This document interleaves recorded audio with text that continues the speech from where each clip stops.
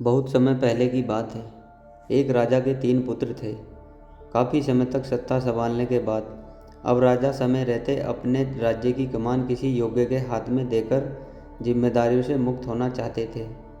वैसे तो इसके लिए वे अपने तीनों पुत्रों में से सबसे बड़े पुत्र को उत्तराधिकारी घोषित कर सकते थे, परंतु वे ऐसा करके अपने तीनों पुत्रों में से किसी प्रकार का कलह पैदा नहीं करना चाहते थे। ऐसे में उन्होंने अपने तीनों पुत्रों में योग्यता के आधार पर राज्य के अगले उत्तराधिकारी का निर्णय करने की सोची। राजा का यह फैसला राजकुमारों को ही नहीं वरन मंत्रीगणों को भी काफ़ी पसंद आया, क्योंकि योग्यता के आधार पर उत्तराधिकारी का चयन होने से आगे भी राज्य का भविष्य उज्जवल रहने की पूरी उम्मीद थी। अब सवाल यह था कि राजा अपने तीनों पुत्रों में से योग्य का चयन कैसे करे। इसके लिए उन्होंने अपने मंत्रियों के साथ काफ़ी मंथन किया। एक दिन राजा ने अपने बेटों को अपने पास बुलाया और कहा, मेरे अंदर अब पहले जैसी शक्ति और सामर्थ्य नहीं रहा है। ऐसे में मैं वक्त रहते अपने अगले उत्तराधिकारी अर्थात राज्य के अगले शासक का चयन कर देना चाहता हूँ, जिससे आगे चलकर मेरे न रहने पर इस बात को लेकर तुम तीनों में किसी प्रकार का संघर्ष की स्थिति उत्पन्न ना हो। राज्य की सत्ता मैं उसके हाथ में देना चाहता हूँ जो राज्य के प्रति अपनी जिम्मेदारियों को ठीक से समझ सके और उसे ठीक से निभा सके।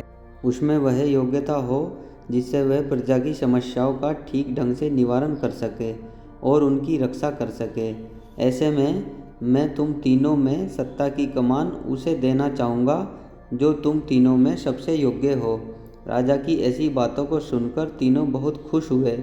राजा ने फिर कहा, मैं तुम तीनों के मध्य कुछ प्रतियोगिताएं रखूँगा, जिनमें जो खुद को सबसे बेहतर साबित करेगा उसी को मैं अपना उत्तराधिकारी बनाऊंगा।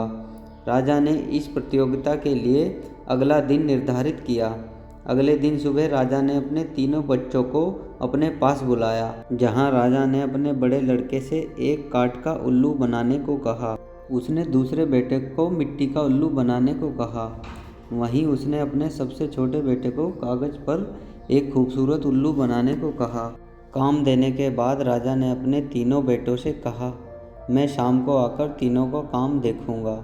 जिसका काम सबसे अच्छा होगा मैं उसे राजा बनाऊंगा।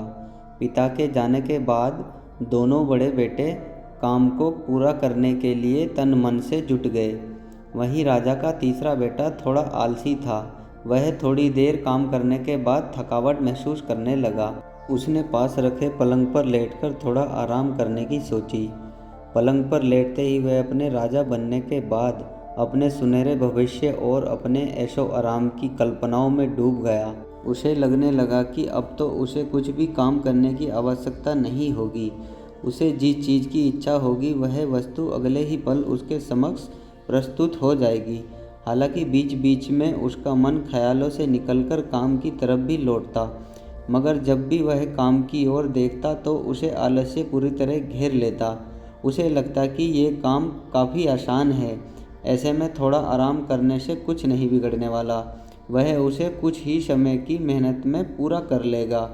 देखते ही देखते सुबह से दोपहर और दोपहर से शाम होने को थी, मगर उसके ख्याली सपनों का न तो अंत हुआ और न ही उसने काम को शुरू किया। लेकिन देर होता देख मन ही मन उसके अंदर छटपटाहट सी होने लगी थी। अब देर हो रही है, उठो और काम शुरू करो, एक मन उससे बार बार कहता कि मगर तब तक उसका दूसरा आलसी मन उसके पैरों को जोर से पकड़ लेता और उसे लेटे रहने और ख्यालों में डूबे रहने के लिए मजबूर कर देता। तभी अचानक पिता के आने की आहट ने उसके शरीर में मानो 440 वोल्ट का करंट पैदा कर दिया। वह पिता की आवाज़ को सुनते ही घबरा गया, क्योंकि उसने तो अभी तक काम शुरू ही नहीं किया था। ऐसे में उसने भागकर काम शुरू कर दिया। अभी उसने काम शुरू किया ही था कि तभी उसके पिताजी वहां आ धमके। पिता को सामने पाकर वह और ज़्यादा घबरा गया। वहीं बेटे के इस आधे अधूरे काम को देखकर राजा बहुत क्रोधित हुए, क्योंकि उन्होंने अपने बेटे से जिस तरह के काम की अपेक्षा की थी वह बिल्कुल उसके विपरीत काम किया था। ऐसे में पिता का क्रोधित होना स्वाभाविक था। पिता के गुस्से को देखते हुए बेटे ने कहा, बस बस पिताजी, हो गया। यह कहकर अपने काम में लग गया, मगर पिताजी ने उसे रोक दिया और कहा, अब समय खत्म हुआ। तुम्हें जितना वक्त मुझे देना था मैंने दे दिया है। अब बारी तुम्हारे किए काम को जानने की है। तुमने अपना कार्य बिल्कुल भी पूरा नहीं किया है। मुझे लगता है कि तुम इस राज्य के राजा बनने के योग्य नहीं हो, बल्कि इस राज्य का उत्तराधिकारी बनने के योग्य तुम्हारे दोनों बड़े भाई हैं, जिन्होंने अपना कार्य बड़ी ही सफाई से और समय रहते पूरा कर लिया। तब छोटे बेटे ने कहा, नहीं नहीं पिताजी, ऐसा नहीं है। असल में मेरा काम उन लोगों से थोड़ा कठिन था, इसलिए मैं अभी तक अपना काम पूरा नहीं कर सका हूँ। अगर मुझे भी वैसा ही काम मिला होता तो आप देखते कि मेरा भी काम उनकी ही तरह समय से पूरा हो गया होता। पिता को बेटे की ऐसी बातों को सुनकर बहुत अजीब लगा। उसने कहा, अच्छा अगर ऐसा है तो ठीक है, मैं तुम्हें एक आखिरी मौका अवश्य दूंगा। अगले दिन राजा ने बड़े लड़के को बाग में गिरे समस्त पत्तों को इकट्ठा करने एवं उन्हें गिनकर टोकरी में रखने को कहा। जाते जाते उन्होंने बेहद कठोर शब्दों से उससे कहा कि ध्यान रहे, इस कार्य में किसी प्रकार की कोई त्रुटि होने पर तुम इस प्रतियोगिता से सीधे बाहर हो जाओगे। इसके बाद राजा ने अपने दूसरे पुत्र को एक महुए के बाग में बुलाया, जहाँ ढेर सारे महुए पेड़ों के नीचे बिखरे पड़े थे। राजा ने दूसरे पुत्र से सभी महुओं को उठाने और उन्हें ठीक से टोकरी में गिनकर रखने को कहा। जाते जाते राजा ने उसे भी प्रतियोगिता को गंभीरता से लेने और किसी भी प्रकार की गलती न करने के लिए सचेत किया। आखिर में राजा अपने तीसरे बेटे को कनेल के फूल वाले बाग में बुलाया और उससे नीचे ज़मीन पर गिरे हुए सारे फूलों को इकट्ठा करने एवं उन्हें ठीक से गिनकर टोकरी में रखने को कहा।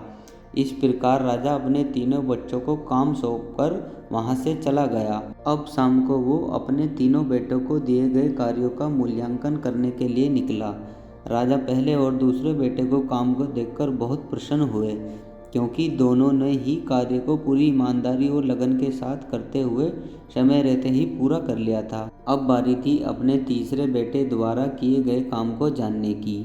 वैसे तो राजा को अपने दोनों बेटों की तरह तीसरे बेटे की योग्यता एवं क्षमता पर पूरा भरोसा था, परंतु तीसरा बेटा पिता के जाने के बाद बागों के बीच में लेटे हुए अपने राजा बनने के बाद अपने द्वारा किए जाने वाले राज्य में अहम बदलाव का खाका खींचने और लंबे चौड़े एक्शन प्लान बनाने में लगा रहा।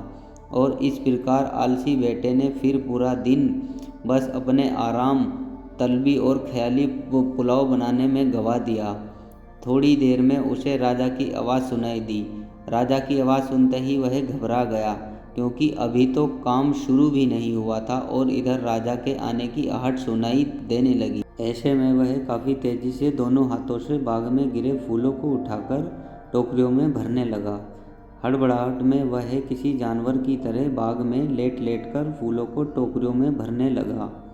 अभी उसकी एक टोकरी भी पूरी नहीं भरी थी, तभी राजा उसके सामने आकर खड़े हुए। राजा को देखते ही वह पहले से ही पसीने से लथपथ छोटा बेटा और घबरा गया। बस बस हो गया पिताजी, यह कहकर अपने काम में लग गया, मगर पिताजी ने उसे रोक दिया और कहा, तुम्हें हर बार और वक्त चाहिए, मगर वो मैं नहीं दे सकता। तुम एक बार फिर फेल होए, इस बार तुम क्या कहना चाहोगे? तब छोटे बेटे ने अपनी वही पुरानी बात दोहराई, नहीं नहीं पिताजी, ऐसा नहीं है। असल में मेरा काम उन लोगों से थोड़ा कठिन था, इसलिए मैं अभी तक अपना काम पूरा नहीं कर सका हूँ। अगर मुझे भी वैसा ही काम मिला होता तो आप देखते कि मेरा भी काम उनकी तरह समय से पूरा हो गया होता। पिता को बेटे की दोबारा वही बातें सुनकर उन्हें पहले तो बहुत गुस्सा आया, परंतु एक राजा का दायित्व निभाते हुए उन्होंने उसे एक आखिरी मौका देने की सोची। अगले दिन राजा ने अपने तीनों बेटों को अपने महल के पीछे बुलाया। महल के पीछे एक बहुत बड़ा सा कुआं था। राजा तीनों बेटों को कुएं से थोड़ी दूर ले गए। वहाँ पहले से ही थोड़े बड़े आकार के गड्ढे खुदे हुए थे।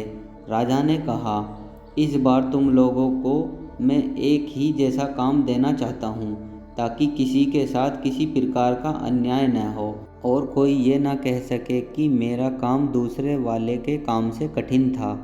मैंने यहाँ 3 समान गड्ढे खुदवा रखे हैं और मैं चाहता हूँ कि तुम तीनों इन गड्ढों में से अपने लिए एक गड्ढे को चुनकर उसमें सामने वाले कुएं में से पानी लाकर डालो। जिसका गड्ढा सबसे पहले भरेगा मैं उसे ही अपना उत्तराधिकारी नियुक्त करूँगा। राजा के जाने के बाद राजा के दोनों बड़े बेटे तन मन से काम में लग गए। वहीं तीसरा बेटा गड्ढे से थोड़ी दूर बने हुए एक झूले पर जाकर लेट गया। यह काम उसके लिए बहुत ही सरल था। ऐसे में वह जान गया कि उसे इस देश का अगला राजा बनना अब तय है। ऐसे में उसने झूले पर लेटे लेटे एक बार फिर राजा बनने के बाद आगे की योजनाओं पर विचार करना शुरू कर दिया। इन्हीं योजनाओं पर विचार करते करते न जाने कब दोपहर और दोपहर से शाम हो गई। हालांकि इस बीच उसने कई बार उठकर काम करने की सोची, मगर कभी उसका मन नहीं हुआ तो कभी यह सोचकर कि अभी तो बहुत समय है, थोड़ी देर और आराम करके फिर चलता हूँ। इन्हीं सब बहानों में उसका सारा दिन निकल गया। तभी अचानक उसकी नज़र ढल रहे सूरज पर पड़ी। वह समझ गया कि एक बार फिर उसने काफ़ी देर कर दी। ऐसे में वह तेज़ी से कुएं की तरफ दौड़ा और जल्दी जल्दी पानी भरकर उसे गड्ढे में डालने लगा। उसने थोड़ी ही समय में बहुत ढेर सारी मेहनत की, परंतु यह क्या उसकी मेहनत तो कहीं दिखाई नहीं दे रही थी। वह गड्ढे में जो पानी डालता वह पलक झपकते ही कहीं गायब हो जाता। दोबारा से जब वह पानी लेकर आता तो गड्ढे में एक बूंद भी पानी नज़र नहीं आता। थोड़ी देर में वह छल्ला गया, क्योंकि एक तो सूरज को डूबने की जल्दी पड़ी थी, दूसरे गड्ढे में पानी ठहरने का नाम नहीं ले रहा था। असल में गड्ढे की मिट्टी बलुवट थी, जिसके कारण पानी डालते ही मिट्टी सारा पानी सोख लेती थी।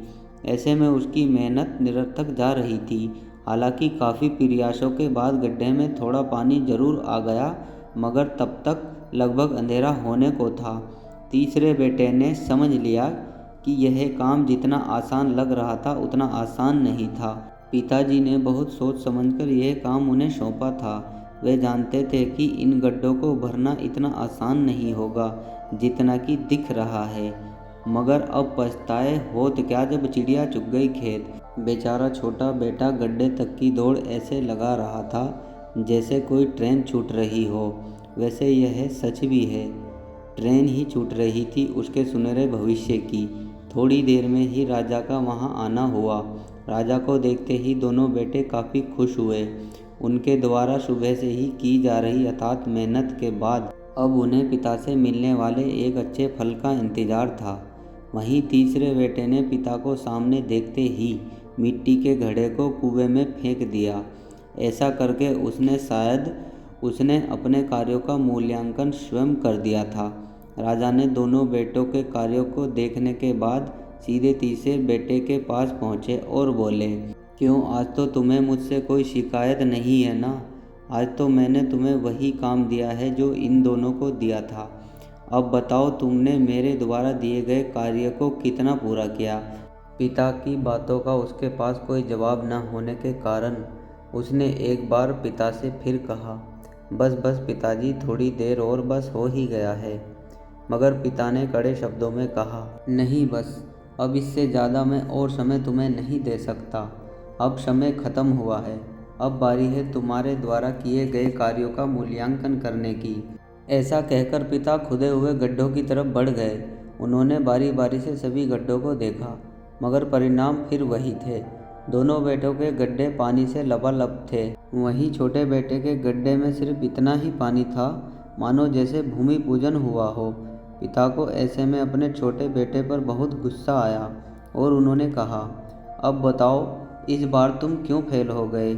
अब क्या तुम्हारा गड्ढा उन सब से बड़ा था या कोई और वजह बताना चाहोगे जिससे यह समझा जा सके कि तुम्हारा काम दूसरों से कठिन था?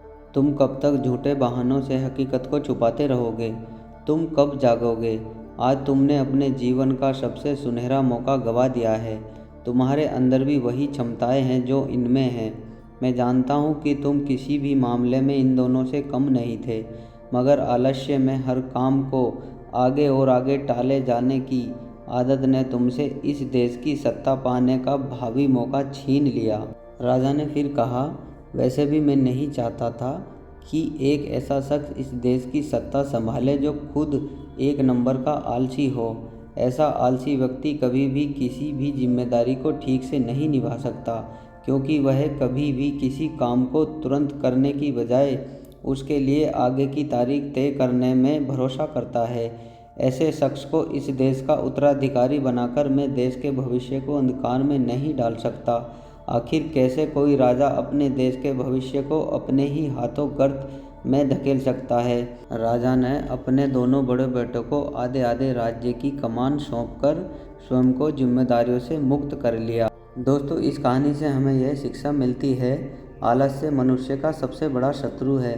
जो व्यक्ति आलस्य करता है वह स्वयं अपने भविष्य को निरंतर गर्त की ओर धकेलने का कार्य करता है। अगर आपको सफल होना है तो सबसे पहले अपने अंदर से आलस्य रूपी विकार को दूर भगाना होगा। दोस्तों, आज की कहानी में बस इतना ही। आज की कहानी आपको कैसी लगी कमेंट बॉक्स में बताएं। कहानी पसंद आई हो तो वीडियो को लाइक और चैनल को सब्सक्राइब करें। मिलते हैं इसी तरह की मोटिवेशनल कहानी के साथ नेक्स्ट वीडियो में। जय हिंद दोस्तों।